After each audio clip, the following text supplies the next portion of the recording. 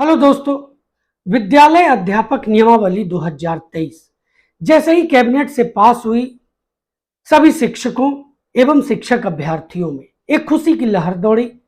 शिक्षकों को यह लगा कि चलो राजकर्मी का दर्जा मिल जाएगा। इस नियमावली के तहत उनकी जो नियोजन इकाइयां हैं उसे भंग कर दिया जाएगा। अब उनको ये पंचायत प्रखंड नगर के अंतर्गत नहीं बल्कि ये जिला संवर्ग के अंतर्गत वो हो जाएंगे। वहीं शिक्षक अभ्यर्थियों को समझ में आया कि उनकी जो बरसों से मांग चल रही थी, इधर 4 सालों से जो शिक्षकों का जो 7वें चरण की जो मांग चल रही थी उसकी पूर्ति हो गई, और वो भी राजकर्मियों के साथ। यानी अब उनकी बहाली जो होगी वो राजकर्मियों के अंतर्गत होगी, राजकर्मी के रूप में होगी, और पंचायत प्रखंड और नगर के रूप में जगह जगह जा करके अपना आवेदन देने की आवश्यकता नहीं पड़ेगी, सीधे ऑनलाइन कर देना है। इस तरह के संभावनाओं के साथ उनमें खुशी की लहर दौड़ी। जायज भी था, लेकिन जैसे ही शिक्षक हों या फिर शिक्षक अभ्यर्थी हों, इन दोनों ने पूरे नियमावली को ध्यान से देखा, पढ़ा, समझा, तो उनकी जो खुशी थी वो गुस्से में परिवर्तित हो गई। इस गुस्से का असर यह है दोस्तों कि या शिक्षक हों अपने संगठनों के साथ या शिक्षक अभ्यर्थी हों ये अपने संगठनों के साथ सड़क पर हैं, सरकार का विरोध कर रहे हैं, पुतला दहन कर रहे हैं और चरणबद्ध आंदोलन की तैयारी कर रहे हैं। अब इसको ध्यान में देखते हुए आने वाले समय में सरकार, शिक्षक एवं शिक्षक अभ्यर्थियों के बीच एक गतिरोध उत्पन्न हो सकता है। इसका कारण यह है कि एक तरफ शिक्षक और शिक्षक अभ्यर्थी इस नियमावली को अपनाने के लिए कतई तैयार नहीं है, और सरकार इस नियमावली को लेकर के तरह तरह की बातें कर रही है, अपनी पीठ थपथपा रही है कि हमने बिहार के जो शिक्षा व्यवस्था है उसको पटरी पर लाने की तैयारी शुरू कर दी है इस नियमावली के तहत। तो दोनों की अपनी अपनी व्यवस्थाएं हैं, अपना अपना राग है, और ये आने वाले समय में एक दूसरे के टकराव की स्थिति उत्पन्न होने जा रही है, ऐसा दिखाई दे रहा है। देखिए, ऐसा इसलिए कहा जा सकता है क्योंकि कोई भी झुकने को तैयार नहीं है, न शिक्षक, न शिक्षक अभ्यर्थी और न ही सरकार। कुछ राजनीतिक लोग इसमें संभावनाएं व्यक्त कर रहे हैं।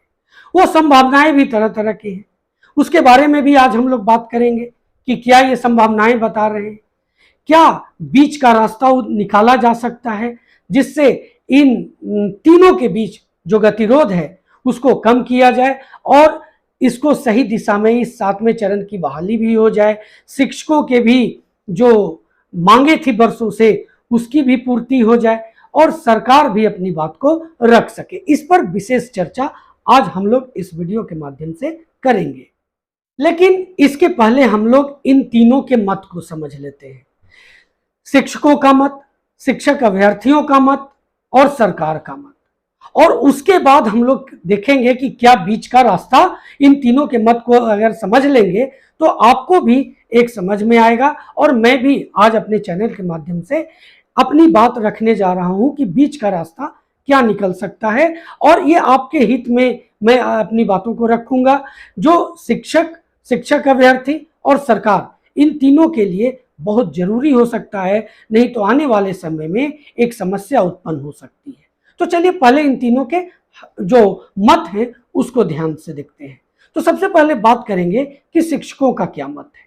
देखिए, शिक्षकों का मत है कि वो बरसों से बहाल है, बरसों से मांग कर रहे हैं समान काम समान वेतन, राजकर्मी का दर्जा, पुरानी पेंशन, इस तरह से अनेक मांग है, स्थानांतरण, ये बहुत सारे मांग उनके लगातार चरणबद्ध वो आंदोलन कर रहे हैं। सरकार से वार्ता होती है, सरकार आश्वासन देती है और इस आश्वासन को आज बरसों से ढो भी रहे हैं। उनका ये मत है कि हम लोग ऐसा कर रहे हैं, और अब सरकार जब एग्जामिनेशन के थ्रू जब इन शिक्षकों को राजकर्मी का दर्जा और सारी सुविधाएं जब प्रदान करेगा, लेकिन इसमें जो परेशानी आ रही है कि कुल जो पद लगभग 3 लाख कहे गए हैं कि 7वें चरण में 3 लाख पद हैं, और ये 3 लाख पदों में ये शिक्षक अभ्यर्थियों के साथ इनकी गिनती होगी। इसमें इनको एज रिलैक्सेशन दिया जाएगा 10 साल का, जो बातें सामने आई है वो मैं आपको बता रहा हूं, जो इस नियमावली के अंतर्गत है। अब इसमें क्या होगा? अब इसमें यह होगा कि इनसे सीधा मुकाबला होगा दोनों का आपस में।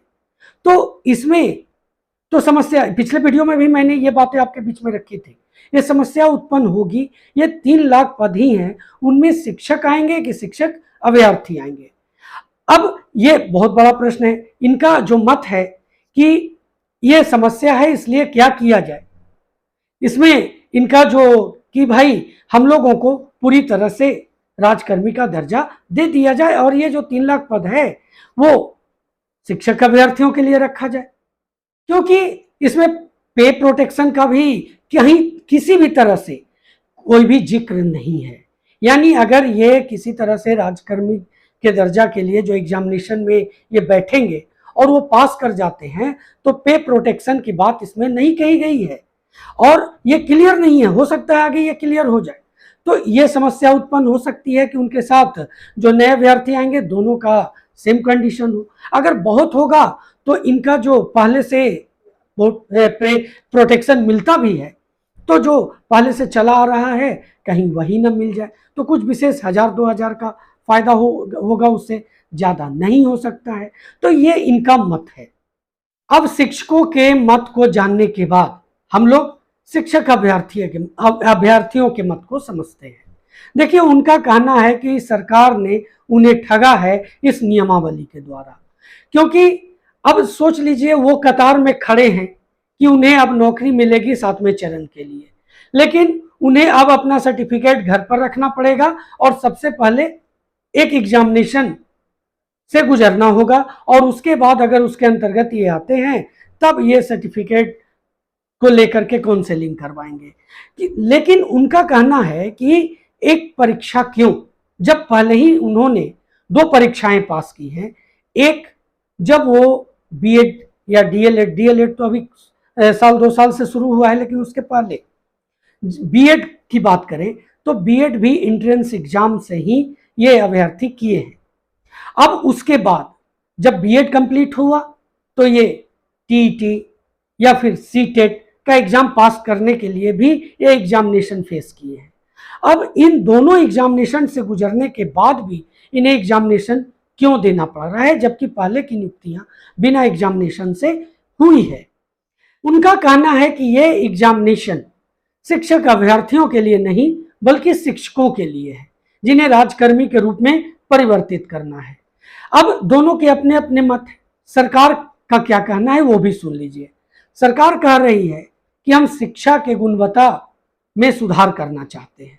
नए सिरे से अगर इस तरह से बहाली प्रक्रिया को आगे बढ़ाया जाएगा तो निश्चित ही इसमें सुधार होगा।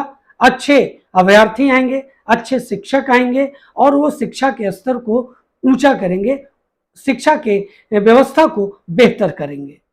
फर्जी डिग्री के पर भी बात कर रही है सरकार कि जो फर्जी डिग्री वाले हैं या जिनका अभी आपने जाना होगा कि कुछ का सर्टिफिकेट मिसिंग है, कुछ का जो रोस्टर है वो मिसिंग है, तो इसके द्वारा, इस एग्जामिनेशन के द्वारा उनका फिल्ट्रेशन हो जाएगा, उनकी काउंसलिंग होगी, उनके सर्टिफिकेट को बेहतर तरीके से सबमिट कर लिया जाएगा। लेकिन सरकार तो पहले ही जब इन शिक्षकों का एक डाटा सामने रखा था और उनसे सर्टिफिकेट की मांग की थी, तो ये लगभग जो शिक्षक थे उन्होंने अपने सर्टिफिकेट सबमिट कर दिए थे। तो सरकार का इस तरह का मत है। अब ये शिक्षक और शिक्षक अभ्यर्थी और सरकार, ये तीनों के अपने अपने मत हो गए। सरकार के कुछ और विशेष मत हैं कि हम जो नई नौकरियों की बात किए थे वो आपके सामने रख रहे हैं इस तरह के वैकेंसी को ला करके। उसके बाद प्रधान शिक्षक की भी बात सरकार ने कही है कि वो भी प्रतियोगी परीक्षाओं के द्वारा ही होगी, बीपीएससी लेगी। अब शिक्षकों का, शिक्षक अभ्यर्थियों का कहना है कि जब बीपीएससी के थ्रू वो बीपीएससी की परीक्षा पास करेंगे तो बीपीएससी की परीक्षा पास करके शिक्षक क्यों बनना? जब बीपीएससी की परीक्षा पास ही करना है तो फिर प्रशासनिक जो परीक्षा होती है उसको पास करेंगे। तो तरह तरह के मत हैं, तीनों के अपने अपने मत हैं। अब देखिए कौन झुकेगा ये तो आने वाला वक्त बताएगा। शिक्षक अभ्यर्थी दोनों सड़क पर हैं, दोनों विरोध कर रहे हैं इस नियमावली का। सरकार इसको लेकर के वाहवाही अपना कर रही है, अपनी पीठ थपथपा रही है कि हमने एक बेहतर व्यवस्था किया है और इसी के थ्रू हम लोग आगे बढ़ेंगे। इस शिक्षक नियमावली, इस विद्यालय अध्यापक नियमावली 2023 के द्वारा। अब जो मैंने वीडियो के शुरू में कहा कि बीच का रास्ता क्या होगा, उस पर बात करते हैं। अब देखिए, तीनों अगर नहीं झुकते हैं तो कुछ बीच का रास्ता निकलेगा। अब बीच की रास्ता की ये बात मैं इसलिए कह रहा हूं कि देखिए, सरकार पूरी तरह से नहीं झुकेगी, शिक्षक संगठन भी अपनी बात को बहुत पुरजोर तरीके से रखेंगे। आने वाले समय में ऐसा दिखाई दे रहा है। तो बीच का ही रास्ता मेरे समझ से होना चाहिए। और क्या होना चाहिए, अब मैं आपको बताता हूं। देखिए, बीच के रास्ते की अगर बात करें तो लगभग जो 3 लाख वैकेंसी आने वाली है 7वें चरण में, ये पूरी तरह से शिक्षक अभ्यर्थियों के लिए छोड़ देनी चाहिए।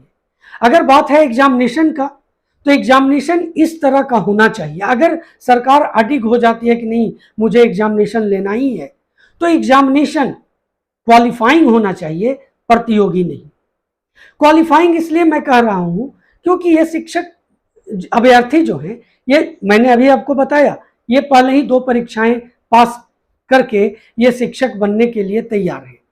तो एक क्वालिफाइंग लिया जा सकता है, एक दक्षता के रूप में लिया जा सकता है। शिक्षकों पर भी यही अप्लाई किया जा सकता है कि जो भी शिक्षक राजकर्मी का दर्जा प्राप्त करना चाहते हैं, वो एक, जैसे कि उन्होंने 2012 से पहले दक्षता हुआ और उसके बाद जो बहाल शिक्षक हैं उन्होंने टीईटी या फिर सीटेट के एग्जामिनेशन को पास करके शिक्षक जो बने हैं, उनके लिए भी उसी तरह का एक एग्जामिनेशन रख दिया जाए।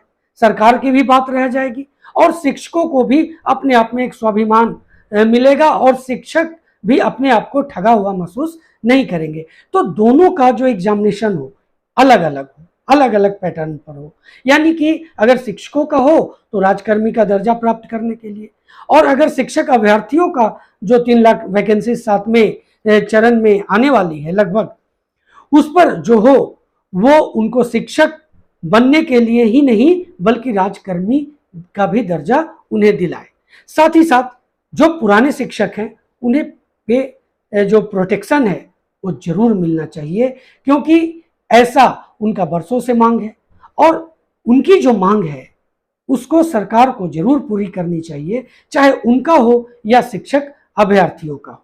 सरकार की भी बात रह जाएगी कि उन्होंने जो कार्य किया वो एग्जामिनेशन के थ्रू किया।